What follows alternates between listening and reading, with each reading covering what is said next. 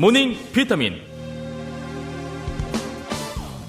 매주 월요일 모닝 비타민에서는 이지영 약사와 함께하는 건강 이야기 시간이죠. 오늘은 예고해드린 대로 갑상선 질환에 대해서 알아보겠습니다.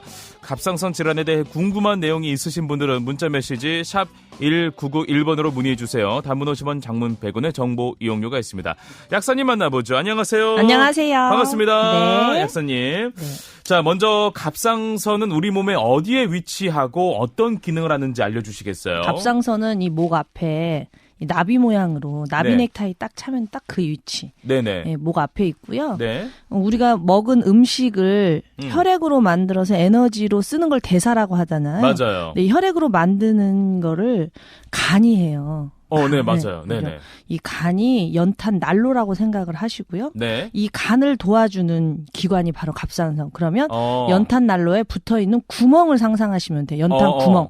연탄 구멍이 확 젖혀버리면은 불이 확 세지잖아요. 그렇죠. 그리고 연탄 구멍을 쫙 조이면은 불이 확 약해지고. 약해지고. 그러니까 간의 대사를 도와주는 아주 중요한 역할을 하는 기관이죠. 야, 굉장히 중요하네요. 예. 네. 갑상선 질환은 크게 어떻게 나눌 수가 있을까요? 아주 단순하게 생각하시면 돼요. 연탄 구멍이 조절이 안 되는 거예요. 네네네. 이게 밥이 적당한 불에 의해서 맛있는 밥이 되잖아요. 그렇죠. 그런 것처럼 적당한 갑상선 조절에 의해서 우리가 에너지가 잘 만들어지는데 이게 확 너무 세면은 항진이 되죠. 그러면은 에너지가 만들어지는 게 아니라 열이 만들어지는 거예요. 땀이 펄펄 나고 막 이렇게 빼짝 마르고. 예. 그걸 갑상선 기능 항진이라고 그러고요. 예. 밥을 해야 되는데 불이 너무 약하면 밥이 설익어 버리잖아요. 맞아요. 저 먹어도 잘 먹는 것 같은데 힘이 안 나는 거예요. 그게 바로 갑상선 기능 저하증인 거죠. 그렇구나. 네. 저는 주변에서 평소보다 피곤함이 너무 크게 느껴지면 네. 이 갑상선 질환을 의심해 보라고 하는데 갑상선에 일단 문제가 생기면 어떤 증상들이 있는지 알려주시겠습니까? 아까 말씀드린 것처럼 에너지 대사에 문제가 생기는데요. 예. 잘 안 익은 밥을 생각하시면 돼요. 잘 안 익은 밥. 예, 네. 설익은 밥을 생각하시면 돼요.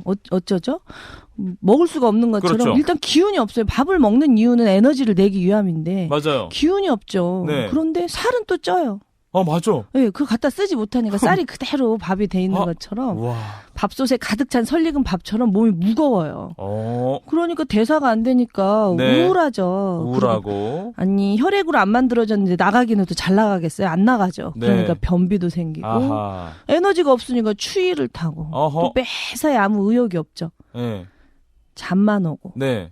눕고만 씻고 와. 이런 것들. 네. 이런 것들이 갑상선 기능 저하의 대표적인 증상들입니다. 변비 빼면은 제 증상과도 좀 비슷한 것 같아가지고 약간 좀 걱정이 되긴 하는데. 네. 자, 혹시나 갑상선에 문제가 생기지 않았는지 간단하게 좀 자기 진단해 볼 수 있는 방법은 없을까요? 몸이 보내는 신호를 이제 알아차리시면 되는데 네. 갑상선 기능 저하라고 딱 질병으로 되지 않더라도 네네. 이제 기능 저하는 이미 굉장히 몸에 이제 문제가 완전 균형이 깨진 거고 그냥 그 전에 갑상선 전 단계 그러니까 저항성이라고 하죠. 네. 질병으로 가기 전에 목 앞쪽이 살짝 붓거나 머리카락이 잘 빠지고 푸석푸석해지거나 영양분이 없으니까 그렇죠. 그런 거죠. 그리고 안색이 안 좋죠. 창백하거나 누렇거나. 그렇지. 그리고 여성들이라면 생리가 매우 불규칙해져요. 특히 이제 자꾸 안 하게 되죠.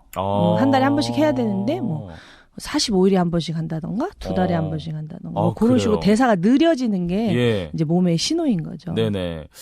보통 보면 이 갑상선 질환은 남성보다는 여성에게 좀 발병률이 높은 것 같아요. 특별한 이유가 있을까요? 당연하죠. 갑상선을 갑상샘 호르몬이라고 하잖아요. 네네. 호르몬의 지배는 여성이 더 많이 받잖아요. 여성은 그래요? 한 달에 한 번씩 달거리를 또 하게 되고 요게도 네네. 갑상선하고 매우 밀접하고 호르몬의 영향을 많이 받아서 그렇군요. 네. 갑상선 질환은 콜레스테롤 수치 상승과 연관이 있다고 하는데 이것은 어떤 이야기입니까? 이게 사실 젊어서 콜레스테롤 수치, 어려서 콜레스테롤 수치 높다는 사람은 고도 비만 아니면 별로 없어요. 별로 없어요. 그런데 뭐 정상 체중이어도 한 40대 이후에 건강검진을 통해서 고지혈증이 나오는 경우가 많거든요. 그 이유는 바로 호르몬 때문에 관련이 돼 있는데요. 네네. 이 콜레스테롤이 바로 우리 호르몬의 원료가 되기 때문이에요. 이 콜레스테롤이 쓰임이 굉장히 많거든요. 네네. 또 콜레스테롤이 담즙산의 원료가 되기도 하죠. 그래요? 그래서 근데 이 콜레스테롤이 담즙 아시죠? 뭐 담즙, 예. 그 곰의 쓸개를 이렇게 네. 반윤리적인 문제가 되기도 하잖아요. 예. 이 담즙이 굉장히 우리한테 중요한 물질인데 이 담즙이 만들어지려면 갑상선이 콜레스테롤을 자극을 해야 돼요. 아, 콜레스테롤은 전 지금까지 나쁜 걸로만 알았는데 아니에요. 그건 아니네요. 꼭 필요하니까 우리 몸에서 만들어요. 그렇구나. 문제는 우리한테 있는 거죠. 그걸 활용을 못하니까. 갑상선이 신호를 보내야 담즙이 만들어지는데 네. 갑상선 기능이 저하가 되면 간에다가 신호를 못 보내요. 그럼 그렇죠. 콜레스테롤이 담즙이 안 되겠죠? 네네. 그럼 재고로 쌓이겠죠. 그래서 콜레스테롤이 높아지는 경우가 있어요. 아, 그래서 그렇구나. 예, 아니 꼭 다 그런 건 아닌데 예. 콜레스테롤이 높이 나오는 사람들 중에 한 10% 정도는 네. 갑상선하고 연결이 되어 있어서 갑상선 문제를 풀어주면 콜레스테롤이 저절로 떨어지는 경우가 있다고 해요. 그렇군요. 네. 그러다면 콜레스테롤이 높아졌을 때 그 수치를 떨어뜨리는 게 중요할 텐데 네. 좀 방법도 알려주시면 감사하겠습니다. 아까 말씀드린 것처럼 일단은 급한 불은 꺼야 되니까 예. 병원에서 처방을 받아서 콜레스테롤이 지나치게 혈액 중에 많아지는 걸 막으셔야 돼요. 네. 그러나 계속 그런 약에만 의존하고 있으면 몸의 균형이 점점 깨지기 때문에 그렇죠. 몸에서 이유가 있어서 콜레스테롤을 자꾸 만들어낼 텐데 내가 네네. 왜 이걸 쓰지 못하지? 이렇게 고민을 하기 시작하면 답을 쉽게 찾을 수 있거든요. 네. 이제 가장 흔한 경우가 아까 말한 것처럼 갱년기예요. 어허. 갱년기 여성들이 콜레스테롤 네. 수치가 높아지는 이유가 여성 호르몬이 줄어드니까 재고로 콜레스테롤이 쌓여서 네. 호르몬이 그렇군요. 잘 나오도록 몸의 균형을 맞춰주시면 네. 콜레스테롤이 잘 떨어지게 됩니다. 알겠습니다. 자, 갑상선 암까지도 한번 좀 가볼게요. 네. 이 갑상선 암은 비교적 다른 암과는 좀 비교해서 좀 치료하기도 쉽다고 네. 해서 뭐 착한 네. 암 뭐 이런 식으로 불리기도 하는데 네. 초기는 증상이 나타나지 않아서 발견하기가 쉽지 않다고 해요. 그 전립선암이나 갑상선암은 사실 요즘 말이 많아요. 네. 이 초기에 네. 발견이 되더라도 그냥 지켜보자. 이게 더 커지지도 않고 그냥 있기 때문에 건드리면 오히려 더 그런다 이런 의사들도 그렇구나. 있고요. 예. 혹시 이제 갑상선암을 늦게 발견해서 전절제 갑상선을 다 떼어낸다 하더라도 우리가 생존을 할 수가 있어요. 크게 네네. 지장은 없어요. 약물로서 갑상선 기능을 대신할 수 있기 때문에. 아, 그렇군요. 그래서 갑상선암은 비교적 생명에 위험이 없는 네. 착한 암이라고 불리지만 어떤 암이든 뭐 좋지는 않죠. 그렇습니다. 예.